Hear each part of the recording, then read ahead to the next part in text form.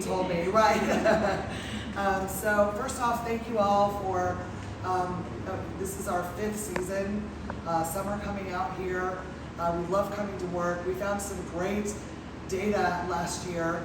I'll share a little bit more how many artifacts that we've collected and what we've been doing. This year we're going to do it a little bit differently. I'm going to kind of do an introduction, and then we've got our other 2 directors that are going to be speaking about very kind of specific things that we found. But it's been very, very exciting. So thank you for being here. I will get started. And afterwards we have artifacts that you all can come up and look at as well. Okay, so I want to do a little bit of an introduction. Today I'm going to go over the project, how it got started, what our founding principles are, and also we're going to be going over the 2024, so last summer's research results. This is something that we do every year, although most of you have probably seen one of these already who are already here, but we like to present the data back to the community, but then also let you know what we're going to be doing this year. So if you see us out digging holes, you will know that it is us, and please stop by as well, but I'll talk a little bit more about that. I'm kind of losing my voice today, so I want to apologize in advance. So the next thing is Dr. Biksal will be talking about tracing Rysal cultural practices through time.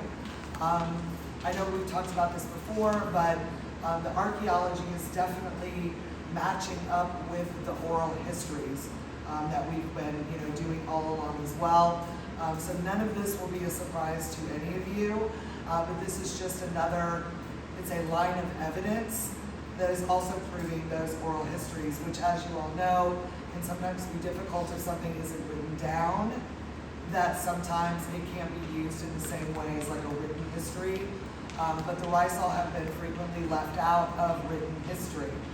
So these are all things that, or the archaeology matching up with the oral history is something that is really important, and that we hope is something that will help the community in things that you are already doing. And so then Matthew Conway will be talking about trade and power on Providencia. It was something we have, we'll talk about more, but we have been able to identify internal trade on the island with pottery that is being made on the island by native Rysal that we're finding all over the island. So he's going to talk about that a little bit more, and also talk a little bit about archaeology and tourism in partnership, something that he's been working on and wants to present to you all this evening as well. And then I'll finish up with what we're working on this summer and a few closing remarks, and then we can all hang out and look at artifacts. All right, so a little bit about the project. I know that some of you already know this, but I like to go over this information. This started in 2017 when Dr. Charles Orser, who was a mentor of mine many years ago, it'll age me if I tell you how many years ago, he basically ran across some information about Providence in a document and said, how have I never heard of this wonderful place? And came out, and he met Sam Cummings and also Javier Archbold, and they started talking about archaeology. I was brought onto the project also in later, in the last part of the year in 2017. Ultimately, Dr. Orser had another project that he needed to go do, and I kind of took over as what we would call the principal investigator or organizer. So in 2018, I came out by myself. I had never been here before. It was my first trip, and to do the prior consult. So as you all know, the way it works is you get a permit through the federal government, but you have to come here, talk to people, and get approvals to do the work. At that point, we formed a steering committee for the prior consult. Roy Lee was a part of that. Roy has been part of the first second of this project on. And so we had a great meeting. I found out a lot about the kind of information that you all wanted to find out about. One of the big pieces that was really important that we were able to answer very quickly was, as you all know, that the Spanish documents say that there was a very long, like 100-year period of abandonment of the island. The oral history said no, that is not the case, but that had been used to say that you all did not have native status. One of the first things that we were able to prove was there was no period of abandonment. It would be impossible. There are artifacts the whole time from the early 1600s to now.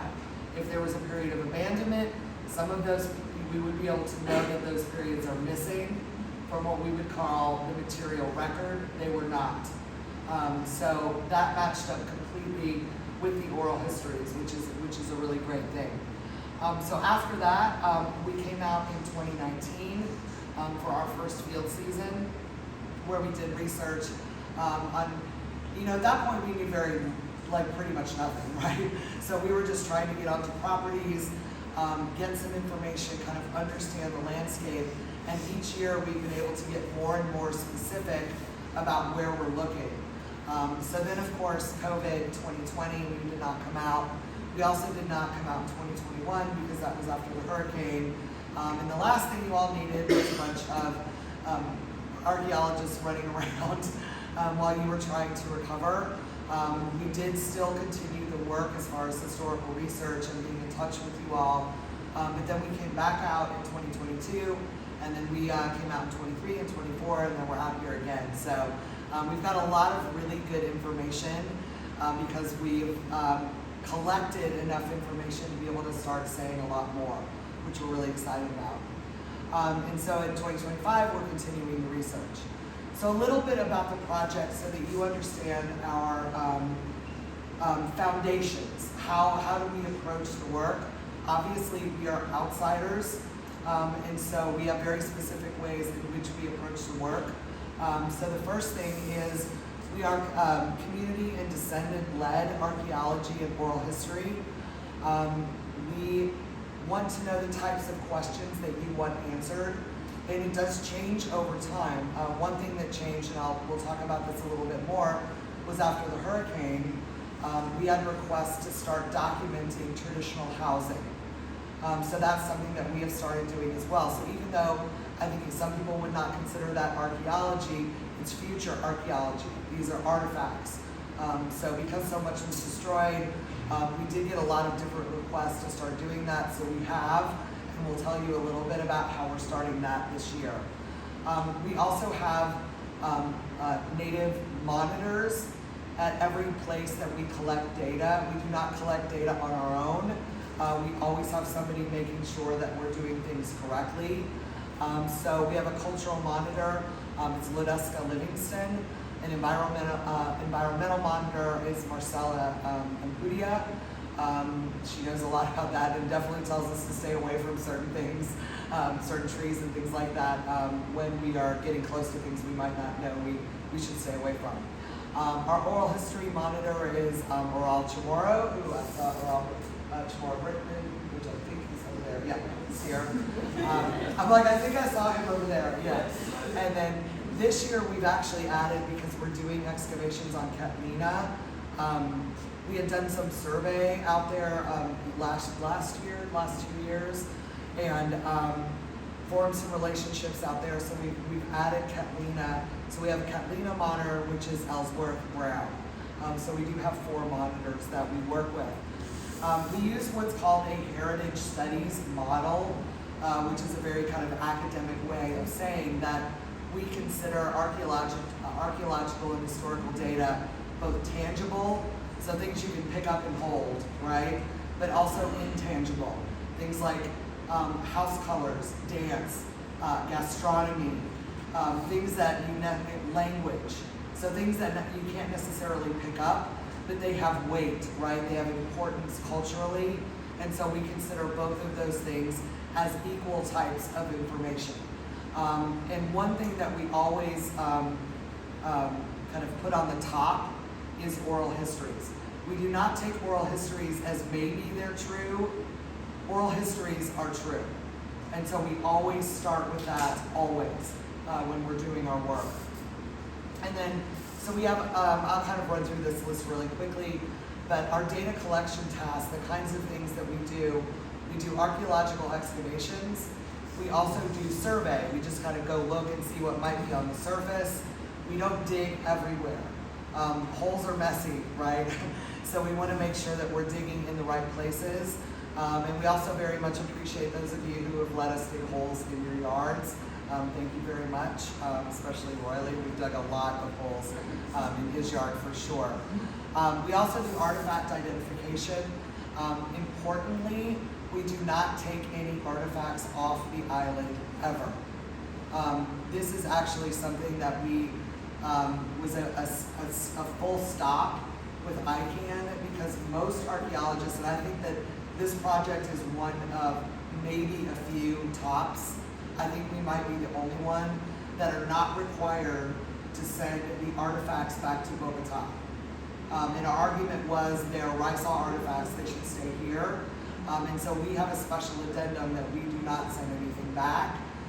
Right now they are being stored in a safe location over at Enilda's, in between a couple buildings, just to make sure that they stay safe. It's partially underground. Hopefully at some point we've been working on hopefully trying to raise some money to build a facility that it would be much easier for you all to view the artifacts. Although if anyone wants to, we can tell you what box it's in and what bag to look at. So it's kind of like a library. It's just, it's not necessarily museum level storage, right, where you can kind of walk in and see everything.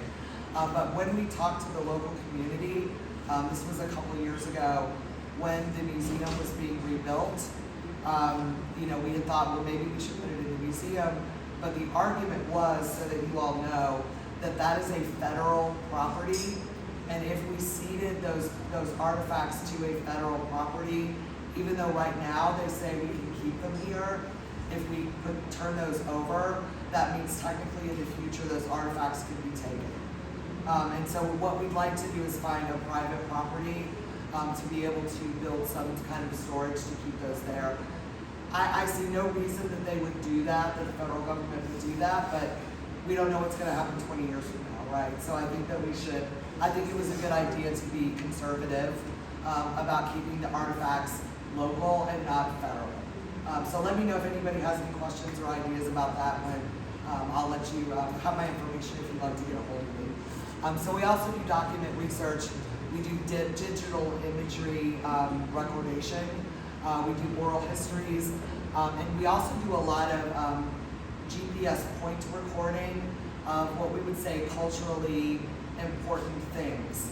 I'm saying that very generally because it's things like canon. I know that we've talked to a lot of you and you say there's a lot fewer canon now than when you were kids.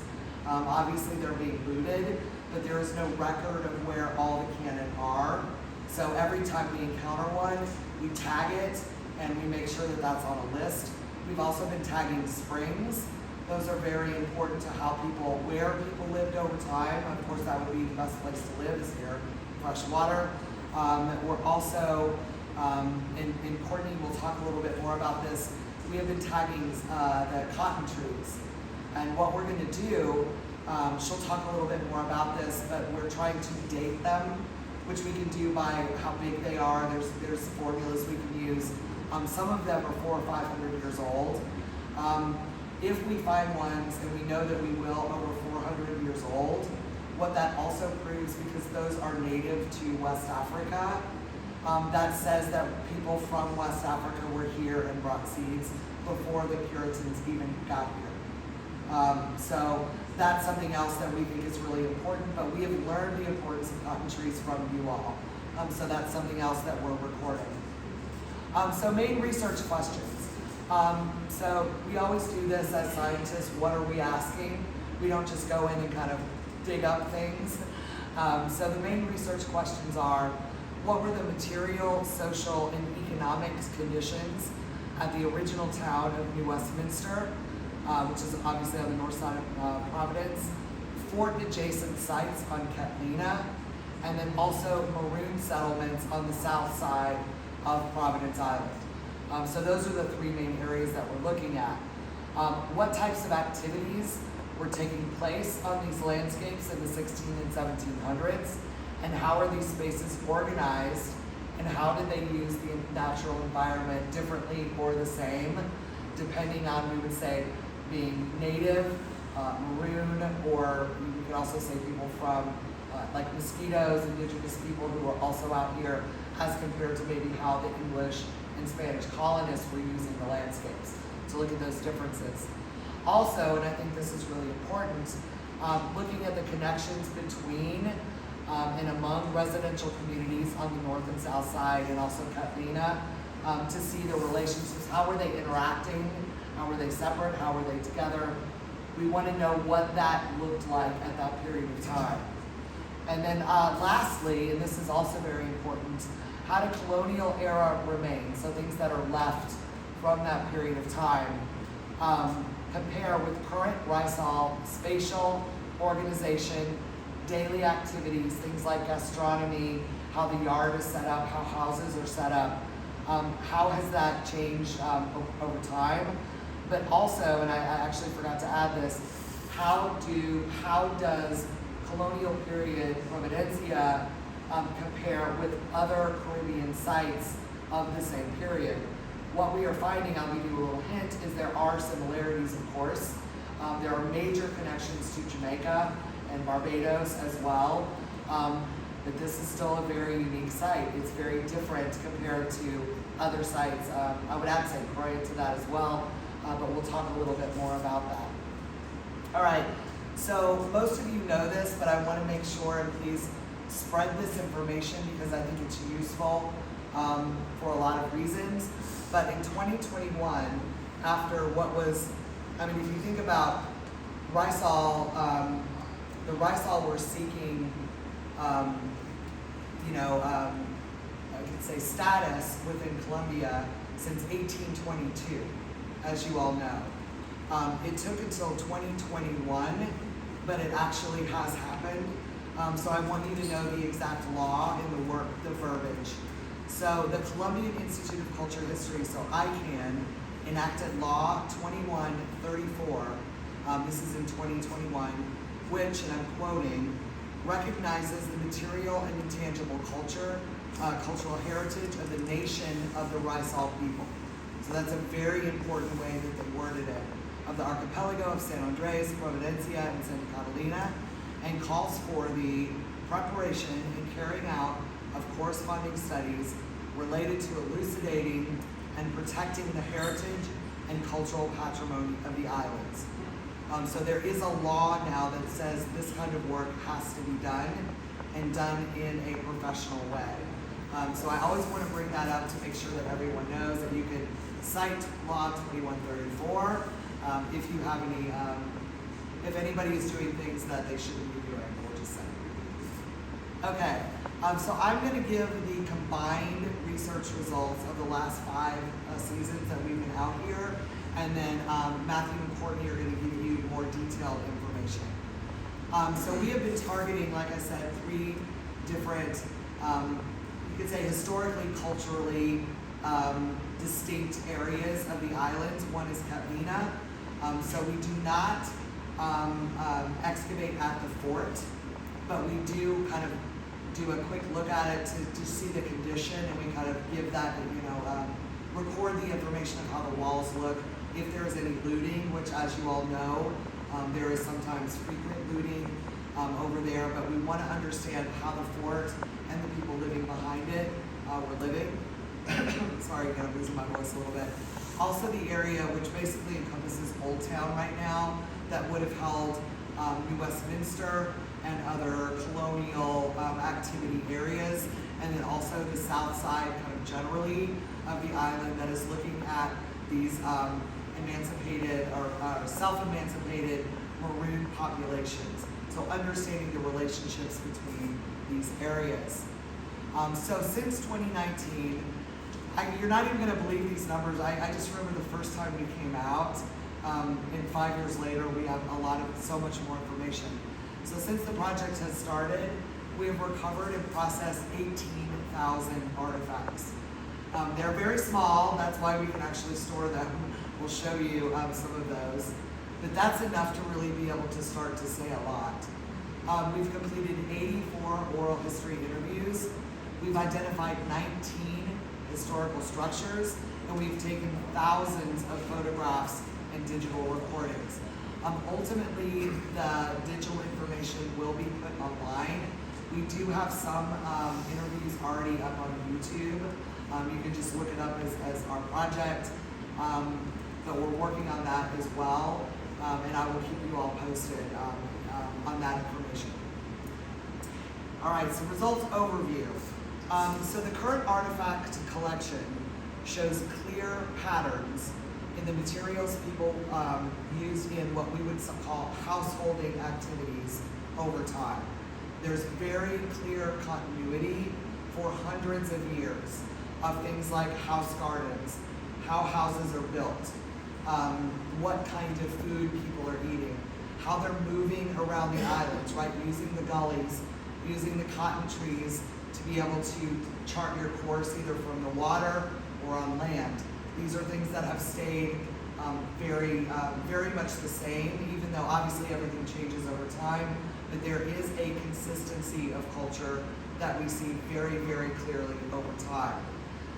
Most of what we find, which will be no surprise to you, is unfortunately not grandma's tea set, right? The whole thing just buried in the ground. What we find is things that people use every day, plates and cups and bowls, things to store food in, the remains of food like bones. Things that we do every day are the things that kind of pile up in what we would call the material record. That is daily life. That's the good stuff, right? Taking care of families, feeding each other, stocking the house, rebuilding the house, all of those types of things. So over time, the most important things are also what we're finding. It really represents daily life. One of the things that also Courtney will talk about today is what we call colonaware, and this is a general name that is used for locally made ceramics. What we started finding about 2 years ago, that we started finding ceramics that were made on the island out of materials from the islands. So the clay, the quartz from Diamond Hill, Mall Rock is in it. So people are making pottery here. Last year, we said, we hope somebody's still doing it, and one of the potters was here. So we'll be interviewing him this year about the continued tradition of making pottery, and we have some very interesting information about that pottery as well. Sorry, I'm actually going to not read all this because I'm repeating myself. But so homesteading, so small scale agriculture, raising animals for trade. So I've got some chickens, I have some milk, I've grown some cucumbers, and trading those items, from different households. So small agricultural plots that are fulfilling kind of all the needs that everybody's kind of taking care of a little bit. And what is interesting, I think, about this, if you think about the original charter of the English colonists, it was to make plantations, to be able to make more than is needed to sell. So profit and surplus, right? That has never been the way things worked on the islands. It has always been small scale production. I know I say this every time, but I'm not convinced that the original English colonists ever really wanted to make plantations. I think they wanted to be pirates in Spanish country.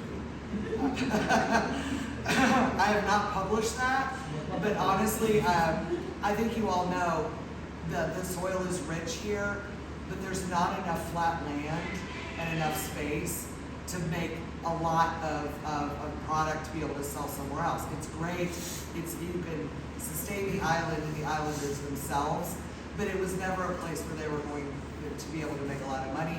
I really think they were always planning on being pirates. We could all talk about that at some point. Someday I'll feel confident enough to actually publish that, but I'm working on it.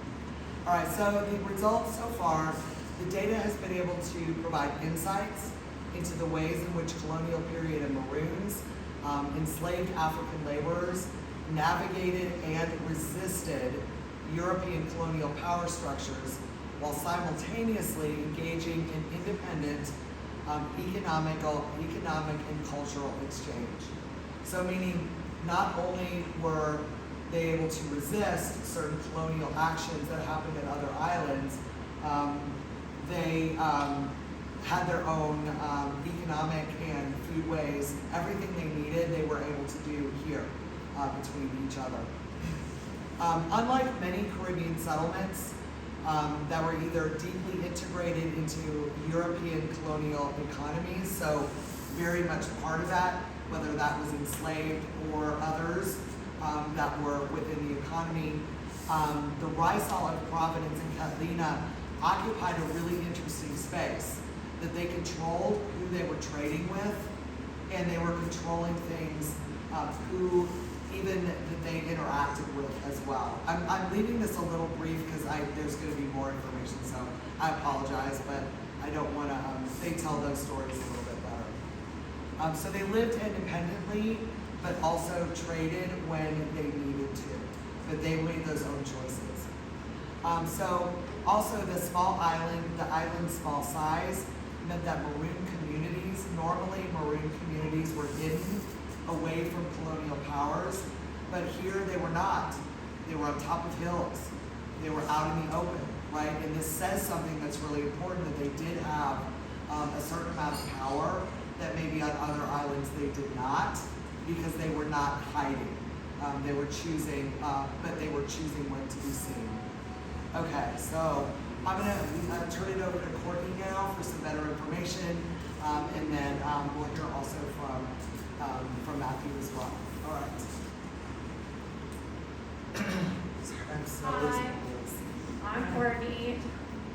I want to talk about some of the work that we've been doing, and specifically looking at connections between what we're seeing in the deep past and what the Rizal still do today, sort of tracing that continuance through time. So I'm going to talk about a couple of different themes, shall I say, that we see archaeologically that is still very much true for the Rizal today, as you all know. Tracy already talked about this a little bit, but homesteading, the idea that you live in a house with your family and you farm for yourself nearby, you have animals for yourself, maybe your neighbor has different animals or different food that they grow so that you can share, right? This is something that the Rizal have done for a very, very long time. We see that into the deep past, into the 16 and 1700s. That has always been how people have lived on the island. People have been homesteading for a very, very long time on Catalina and Providence. So we have excavated and surveyed at sites near Bottom House, Southwest Bay, and Maroon Hill, where we have evidence of families living in a house with their farmland nearby. Again, dating to the 16 and 1700s. This is how people have been living here since at least then. And they were probably doing so from the very beginning of people living here, right? From the very beginning of the Rizal, people have been doing homesteading. And this is very, very sustainable for the islands. This is better than what the Europeans were trying to do. The Europeans were trying to bring a European system in. They were trying to build a plantation. They were trying to have a big house where the master lived, enslaved people that lived all around, and tons of farmland. That's not how the island is set up. You can't do that here in a way that is sustainable. So people very quickly realized that, especially the Maroons, realized that you have to homestead. That is how people have been living here for a very long time. So we see that consistency through time, which is very, very cool. This doesn't look like much, but this is actually a farming hoe. What you would use to farm. It's just the head or the spade of the farming hoe, made out of metal. The wood did not survive, so we don't see that in the archaeological record. But this was found underneath a house floor over near the path to the peak, showing that in the 1700s, people were living in a house, farming near their house, they're homesteading, right, all the way back then. So consistency through time here. The thing that I want to talk probably the most about is the what we call colonoware, right? Which is just the archaeology term for pottery that's made local, right? Using local materials to make pottery for yourself, your family, and maybe your friends as well. So we have found local pottery that dates all the way back to the Spanish occupation, all the way back to the mid-1600s, which is really, really cool for us. And the fact that we find it all across the islands. We find it in the south of Providence, we find it in the north of Providence, and we've been finding a lot on Catalina, even just this last week that we've been here, which is very, very exciting. Lots and lots of data for us to be sort of nerds about. I think is fun. But if you made pots as a kid, or you learned how to make pots, or you watched people make pots, we're very interested in talking to you. So if anyone has that experience, we'd love to talk to you some more. So we'll touch on that. These are some of the sites up until this year where we have found this Kelowna-ware, where we found this locally made pottery. And we can add probably about 4 or 5 more already this summer, which is very exciting, mostly all across Catalina. So lots and lots of pottery that we've been finding. I want to show you pictures and talk about this a little bit more. So these are some pictures. Like we said, we don't find whole pots very often, really ever. We find the pieces, right? The pieces that are left behind because essentially they were trash and no longer usable. Up until we started this summer, we had found just under 500 pieces of Kelowna-ware pottery. We're probably at 700, 800, 900 now, just with this first week that we've been here, right? We have found a ton of this pottery, again, all over the island. So these are some pictures. We also have some examples up here for you guys to come look at, including this pipe stem to smoke tobacco out of. This is obviously a piece of it breaks off, which has an African design on it. Matthew, I think, is going to talk about that a little more, so I'm not going to talk too much, but it's very, very exciting for us to be able to look at. So something that is difficult to sort of tell the difference between is the Kelowna-ware pottery, which is on the left. The stuff that was made here initially looks a lot like the Spanish stuff that the Spanish were importing. We can show you, again, we have examples of both of these up here. We can show you how to tell the differences between the two of them. It's very subtle. It has to do with what was included to make the pottery not break when it was being fired, right?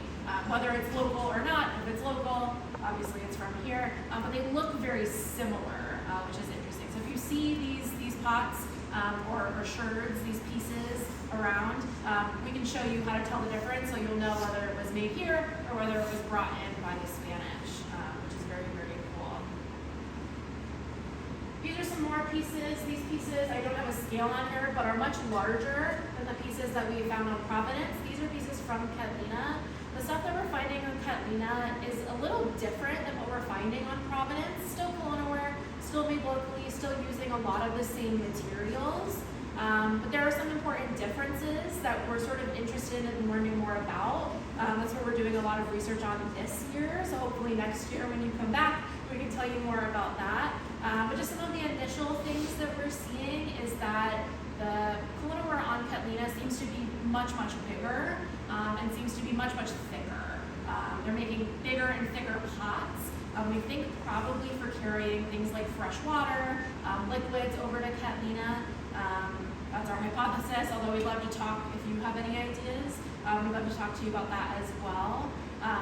But we're starting to see some differences between the two, and that there's several different people who are making these pots over time, right? It's not just one person, but it's also not everybody. It's people who are specialists, people whose job it is to make the pots for others, and trading and sharing and doing all of the stuff that is very traditional for the Rizal, right? Things that people have been doing for a very, very long time. I also want to show you this map just because I think it's helpful to sort of think about connections between the Rizal and other Caribbean islands. Kelowna-ware means locally made pottery, right? It's not necessarily very specific, but lots and lots of people in the Caribbean have made their own pottery through time, right? So the little star is about where we are in Providence and Catalina, right? All of the red dots here are other places where people have made their own pottery, right? Connections to Jamaica, connections to a lot of the small Eastern Caribbean islands, right? People in Providence are doing similar things to other Caribbeans, right? Which is very cool to be able to sort of make that connection between the Caribbean islands like this. So we find Kelowna-ware in lots and lots of different places here.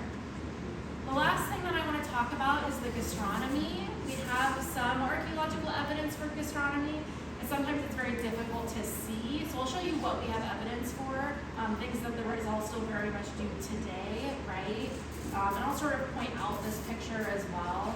So this is up at Maroon Hill, so in the south part of the island.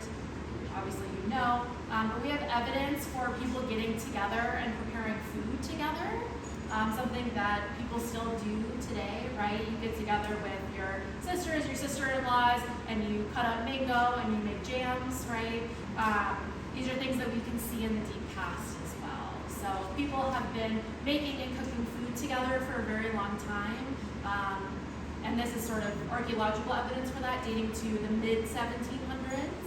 So this, again, probably doesn't look like much. This is a map that I drew just for my own brain. But what we have is the yellow square at the top is where people were cooking. It's actually where they were boiling cane. We have evidence for cane being boiled here specifically. We've been told that sugar cane used to grow on the side of Maroon Hill. It doesn't really anymore.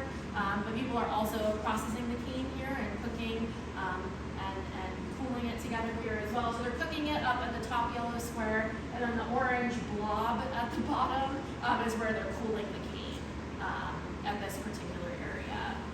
This particular place was also very, very clean. We did not find a lot of artifacts here. We found sort of evidence of a fire, evidence of things being cooled for sugar, but not a lot of artifacts that help us know how old this site is. You keep your kitchen pretty clean for the most part, hopefully anyways, right? This is, again, just more evidence that people are cooking and processing food here, right? You're gonna keep it pretty clean so that it's all sort of sanitary. We also have evidence for boiling and cooling the cane there, right? And again, this is something that dates at least to the 1700s, probably goes all the way back to the 1600s. This is something that up until quite recently, as you all know, people used to do very traditional cane boiling, where you get the horse mill, you grind the cane, you boil it, right, to make things like rum. It still happens, but less often, as we've been told. So we have archaeological evidence for these things, for the horse mills being used in the 1700s, and things like the cuppas, which we have been able to take some pictures of, right, were also being used at that time as well. So again, that sort of consistency through time. All of these Rizal traditions have been happening for a very, very long time here. Not only is the island not abandoned, but the Rizal have been here that entire time, right? Very consistently. So my last sort of conclusion is just that there's lots of evidence for these Rizal traditions in the past, connecting everyone who is here to the people who have been here since the 1600s. You all know that. And all of the work that we have done just supports that, right? And we have these not only cultural connections, but ancestral connections to all of these traditional practices. So that is the end of my talk. Nice and quick. I'm going to let Matthew give his talk now. Everybody, I'm Matthew Conway. I'll try and keep this as quick as possible. I have two things to talk about. So what is the colonial ambitions and local realities, which kind of reflect trade and power in Providence and Catalina over time. So there's a lot of historical evidence that kind of hints at this trade relationship. And we know that since at least 1636, when a slave revolt happened, which was, by the way, the first ever slave revolt in the English Americas, which happened on this island, there has been an independent community of Maroons living in the interior of the island. There could have been before any European colonists showed up, but we know that this is the very first, at least, time that there was an independent community living on the island separate to the European colonists. And the first European colonists were English Puritans in the 1630s, and they were, because they were so religious, they were not allowed to partake in certain activities. Even though they were told to grow tobacco in plantations to sell, they were not allowed to smoke, they were not allowed to drink, and they were not allowed to gamble. We have constant reports of people asking the investors to send them smoking pipes and gambling dice, and they kept on saying, "You're not allowed to do these, you're a Puritan." This is not what we do. But obviously, the very rich investors, there was 20 of them, were devout Puritans, but all their tenant farmers they sent over were probably just by name. And after the Puritans were defeated by the Spaniards, they weren't actually planning on colonizing the islands, but they were such a great threat to the surrounding Spanish Empire that they decided to occupy them just to prevent the English from reoccupying them. And because of that, they were never really supported from Cartagena or Portobello I know that probably sounds familiar to you all. And so they were desperately undersupplied for their entire duration. And later visitors to the island, probably after 1670 and onwards, would have always wanted for provisions, whether they were logboat cutters or turtlers or pirates visiting the island. You always need fresh water and food and wood to burn, etc. So we know there's a need for these European colonists and visitors to trade. We have very tentative archaeological evidence that show maroon-made colonialware in the same context as European-made wares, suggesting some kind of trade between the two groups. So this is a colonialware smoking pipe stem with West African designs that was actually found on Boyley's property. And context is a pretty key word here. That's really important because if we find two things in the same context, as in they're buried at the same depth, we can show a relationship between them. So because these are found in a similar context, we can say that there's kind of two hypotheses we have. Either A, it was maroon used, suggested by the kind of personalized cultural designs. So if you were brought here against your will from West Africa and you remembered how your father's smoking pipe looked, you would imitate that design. So that could be very special to somebody. And the fact that we found this in Boyley's land, which was, we know the US Minster was built around Began Creek, Boyley's land, up by Bambi's land as well. And the fact that it's here either means that the Maroons had kind of free will to walk around where they wanted to. We have reports that they did it on Sunday when all the Puritans were at Mass. Or it shows that after the Europeans left, they asserted the control of this kind of area and kind of came out of the interior. The alternative is that they were trading these smoking pipes with the Europeans, and this is something that we kind of find throughout. There's a lot of hints that say the Puritans are growing tobacco, but they're not allowed to import smoking pipes. The Maroons could have been making the smoking pipes and trading with them. They could have been making bush rum and trading with them because they weren't allowed to import or make their own alcohol in their very religious community. So there's a lot of reasons historically that they would have traded between each other, and they wouldn't have reported it, so we had no historical evidence. But we're finding a lot of archaeological hints of this, and we're finding more and more, and the more hints we find, the more confident we can be in making these assertions.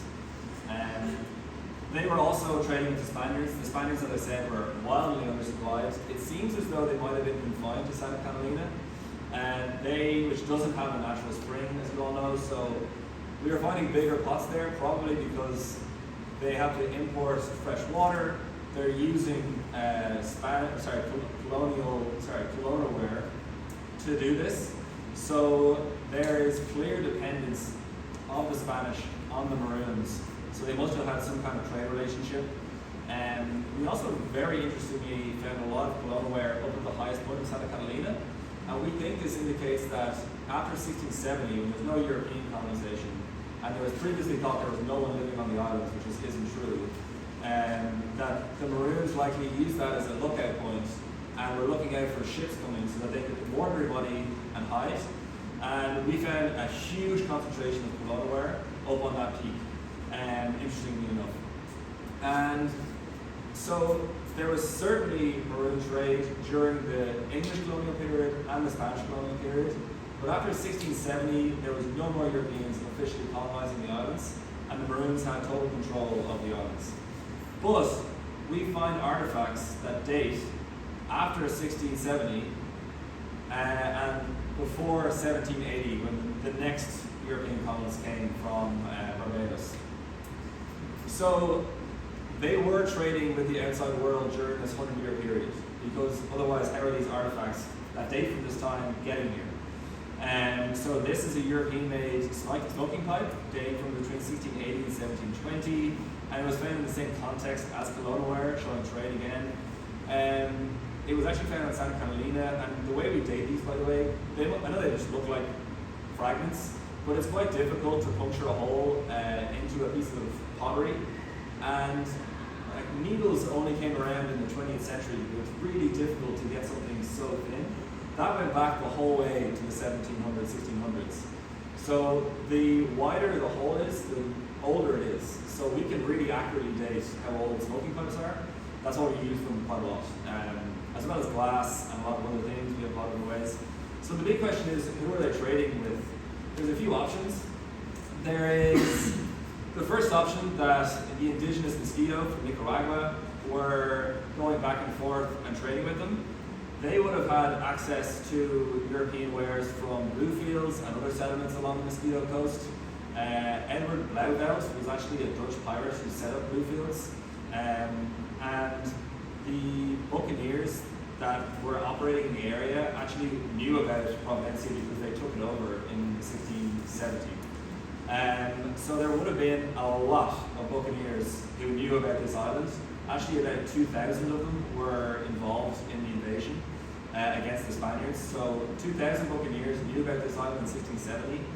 They would have continued to know about it afterwards, and it would have been common knowledge among buccaneers operating in the Caribbean. So we hypothesized that they were likely coming back to the island because they need a safe place to careen their ships, to take on fresh water, and to get fresh food, all of which the Maroons had because they were farming the land. They had access to all the fresh springs, but they might have needed European-made wares like shovels and axes, and they would have gotten in from the pirates. There's other options. There could have been logwood cutters visiting the island for hardwoods. There could have been turtlers. We know they visited the island. We have a historical record from 1710. It also could have been people that were just getting shipwrecked here. The winds blew them. It was the first land they could find. So they could have been sporadically trading with people who happened upon the island or only visited the island sometimes. And it could have been a more regular trade with either buccaneers or mosquito from the Nicaraguan coast. So we're trying to find evidence to prove which hypothesis is correct. This trade relationship is quite difficult to find, but there is a lot of information about this held underwater. We know for a fact that the harbor is littered with artifacts, and they're actually in real danger.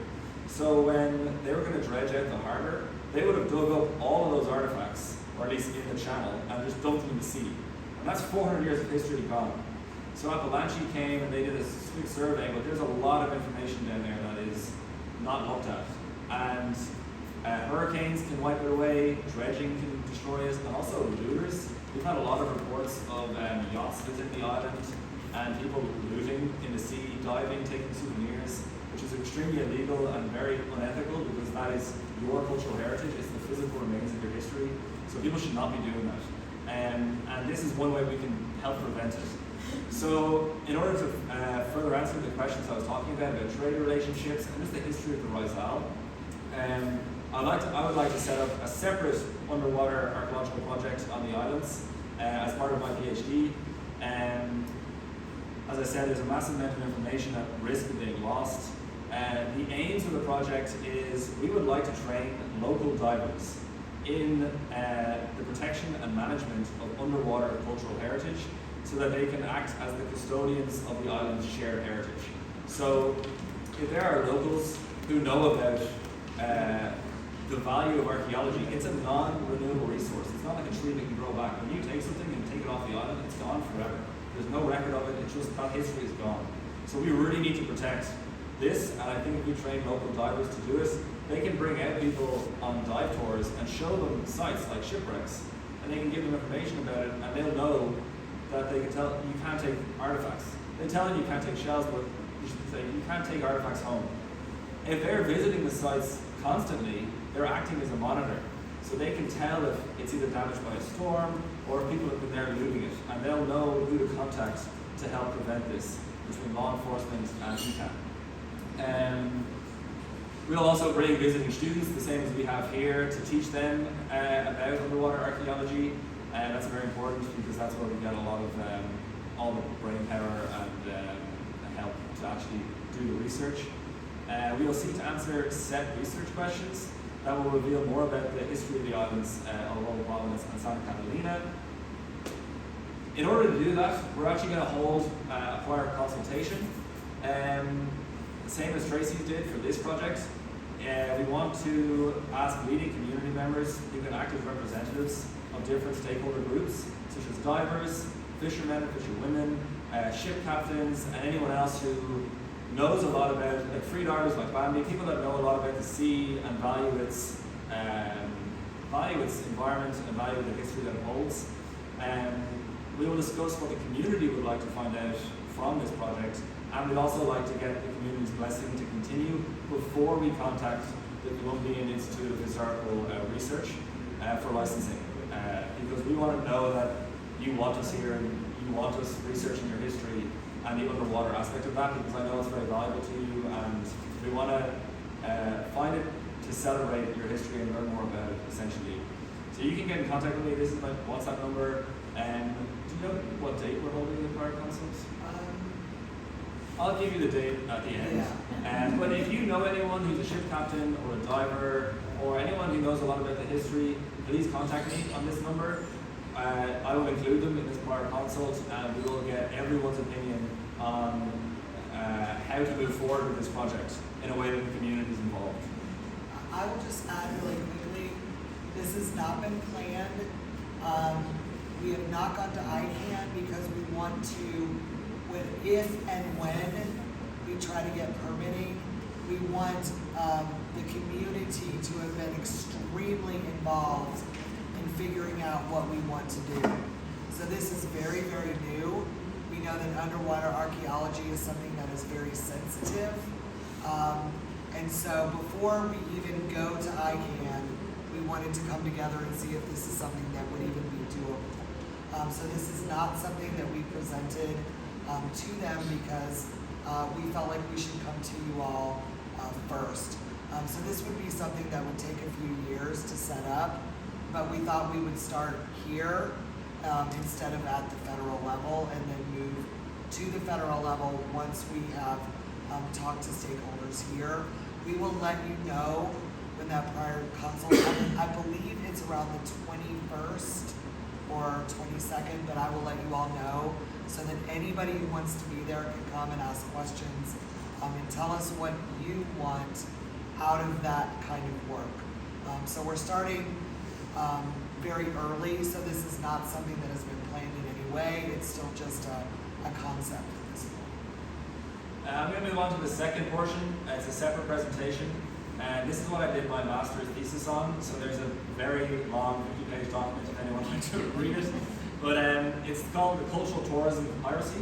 So cultural tourism is just tourism that's inspired by a want to experience the place you're visiting's culture. That's it. It actually is 37% of global tourism is defined as cultural tourism. People want to go to Peru to see Machu Picchu. They want to go to China to see temples. That's usually the reason people visit. It so happens that this island's history has been incredibly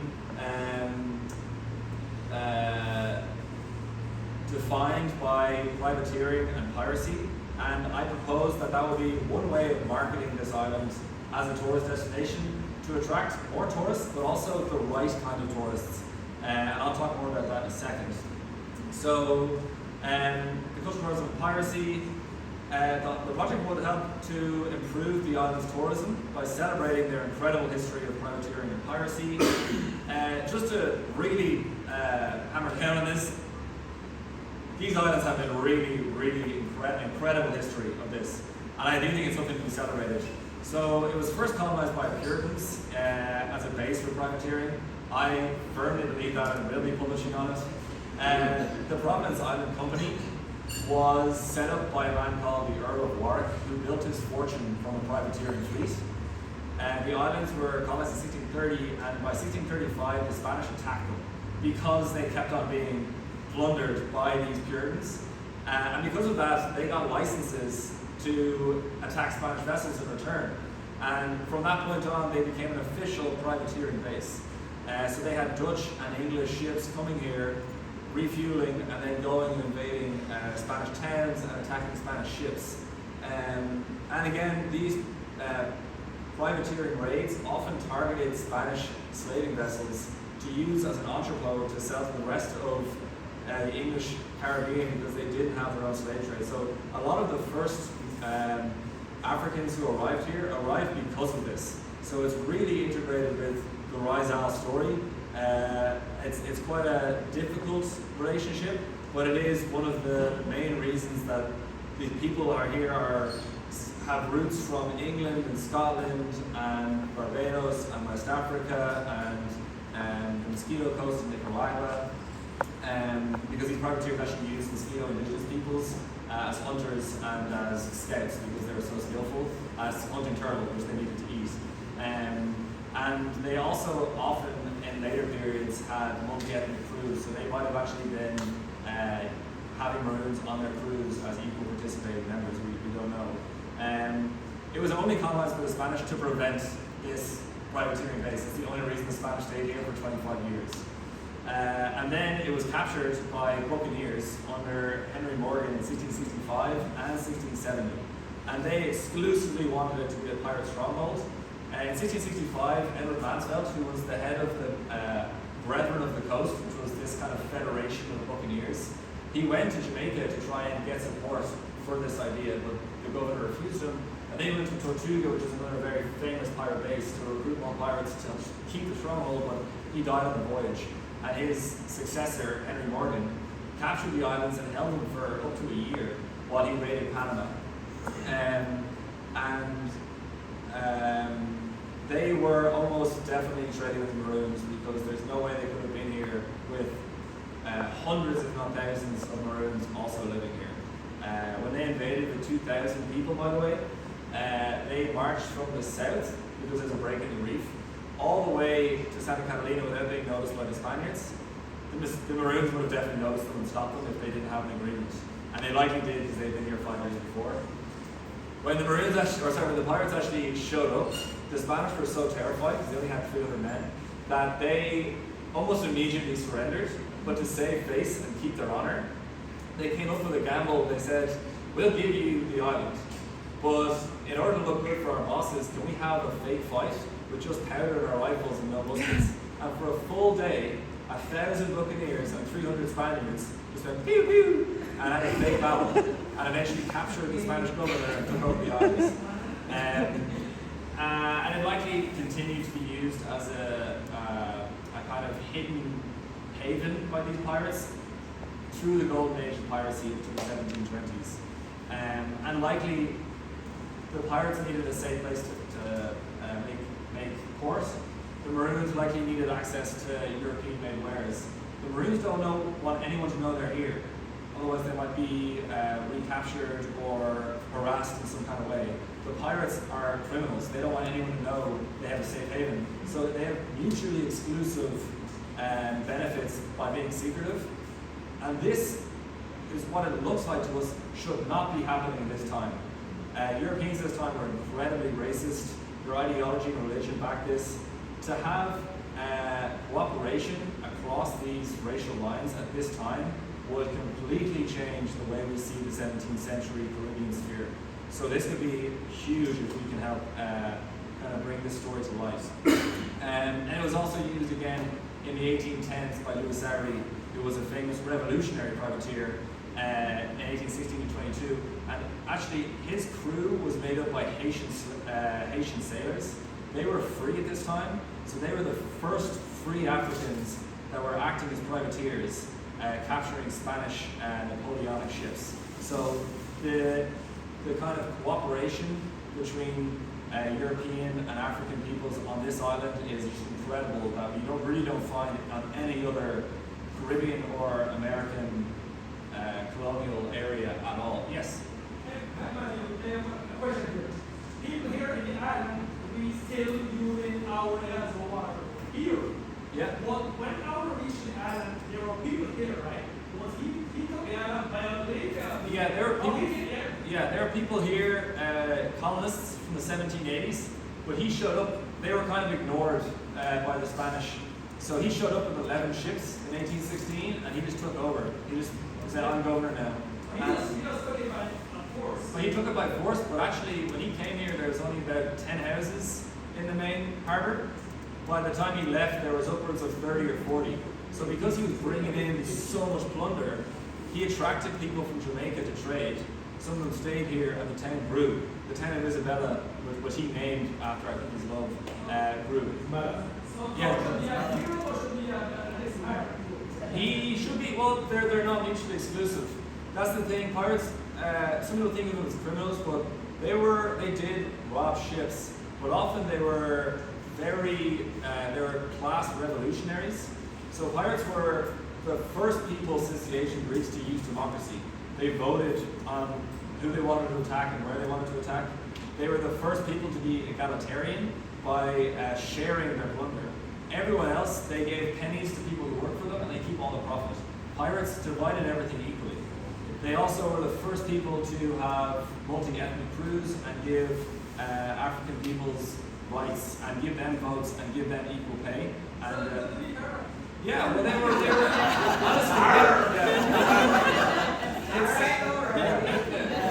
honestly, and they had a really strong sense of independence, and I think that it might be one of the reasons that this island has such a strong sense of independence. I remember Dean telling me when he wanted to build his house, and the government said, "No, you can't build this house."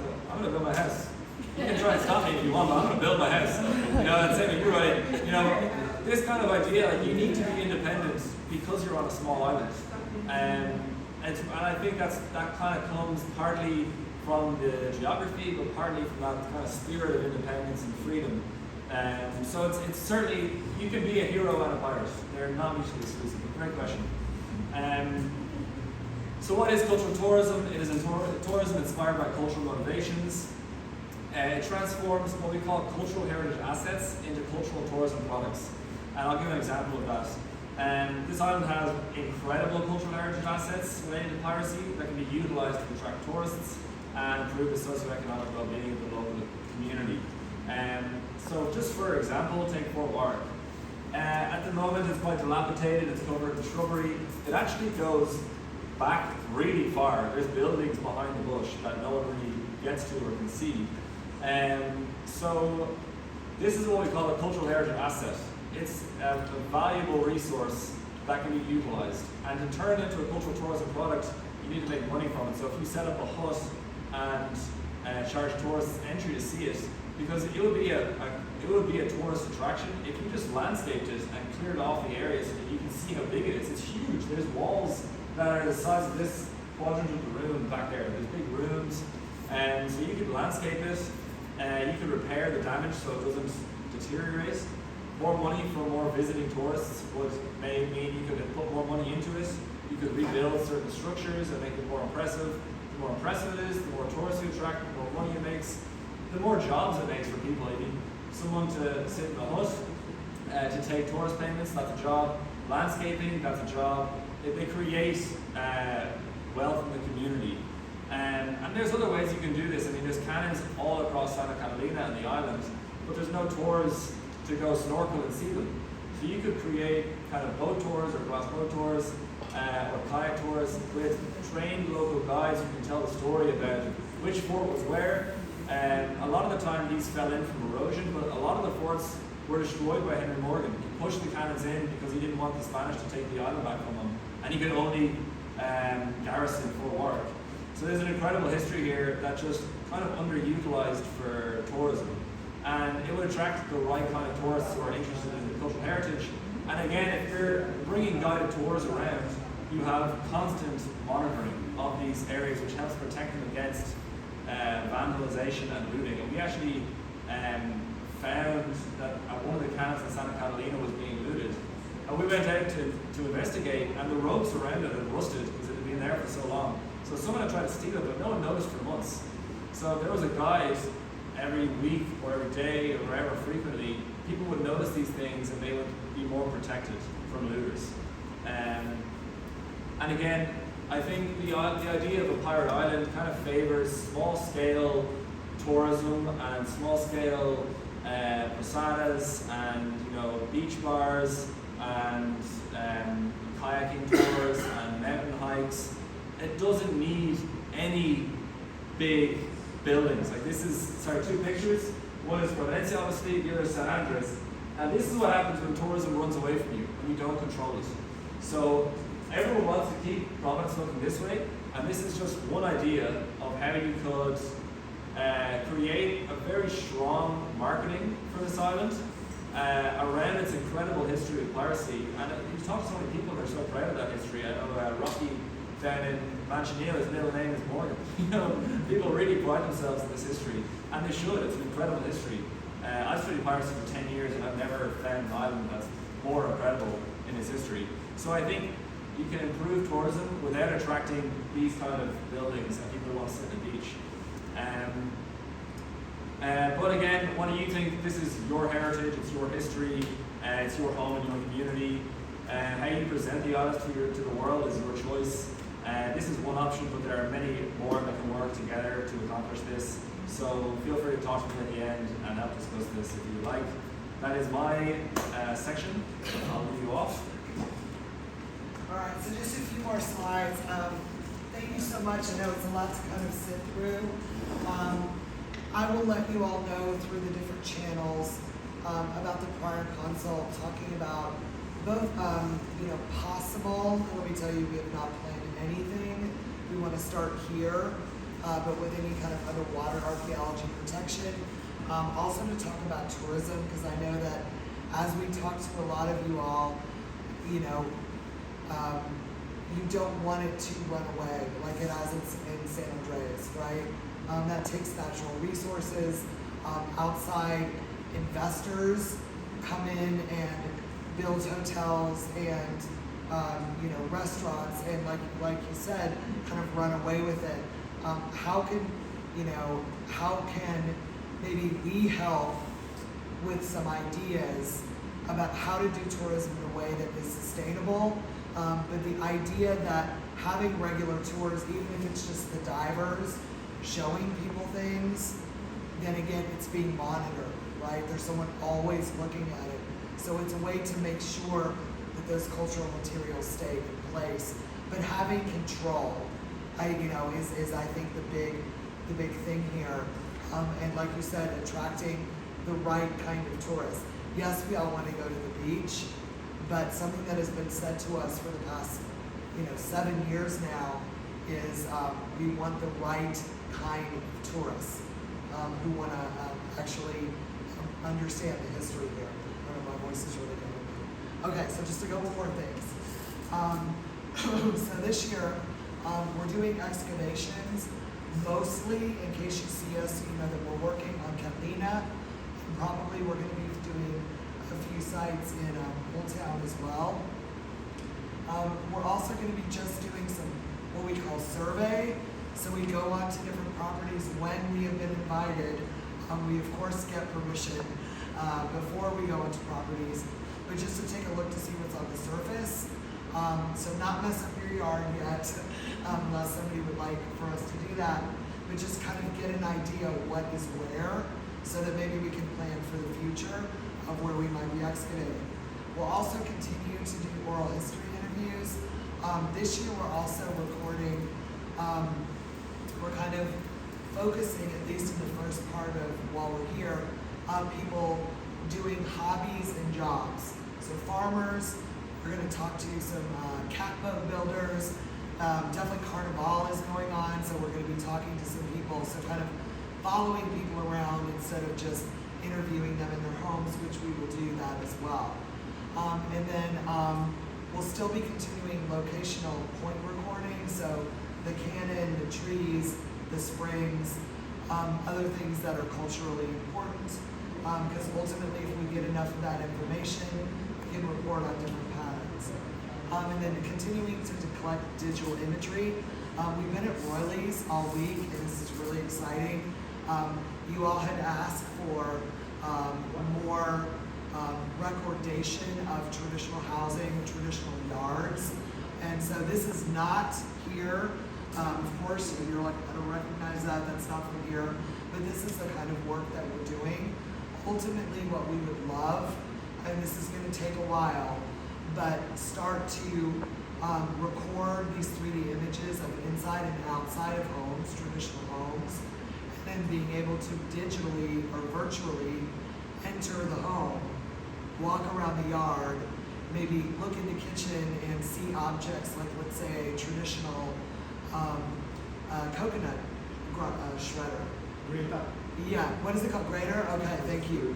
A traditional coconut grater, then click on it in the virtual reality and it can tell you the story.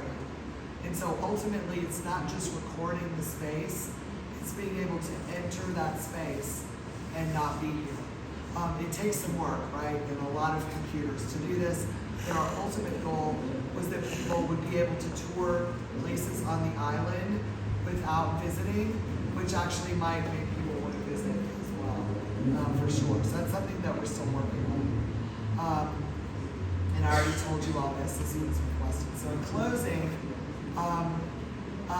please stop by anytime you see us.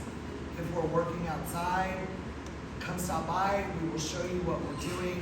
If you want to get trained, you're like, I really don't want to dig a hole out in the sun. But if you'd like to, we'll train you how to do that. We are very transparent about the work that we do. We invite you to stop by anytime. Also, most days we're working in our laboratory. I'm using that kind of lightly, which is a porch at Anilda's that we set up all of our gear. If you would like to come by, I would say especially if you've got kids, bring them by. We can show them the artifacts any time. Please do that. Also, teaching opportunities. We have been talking to Braulio. Oh no, there it goes. Maybe you all know we're going to meet with him in the next couple days and hopefully work with his students, with kind of history and culture things. Maybe train them how to do artifact photography. But if anyone has any ideas or groups of especially young people that you'd like us to come talk to, please let us know. I think socializing the younger generation is important, and as you all know, 12-year-olds are interested in nothing. So let's make them interested in it because they are the future stakeholders. There goes my voice. But they are important because they are the ones that will inherit that. And any collaboration opportunities as well. If you work in tourism or diving or anything, let us know. Any way that we can get involved and be helpful with the work that we do, the work you're already doing, we would like to do that. All right, and in closing, thank you so much for coming out today. The community has always been extremely important to the work, and we appreciate that you allow us to be here. We are here because you allow us to be here. And we really appreciate that, and appreciate your time as well coming today. So please let us know if there's anything that you'd like to talk about or have us involved in. We would love to be. All right, so lastly, that's it. We'll turn on the lights. We've got some artifacts up here if you would like to look at them. Thank you so much for your time today. I really appreciate it.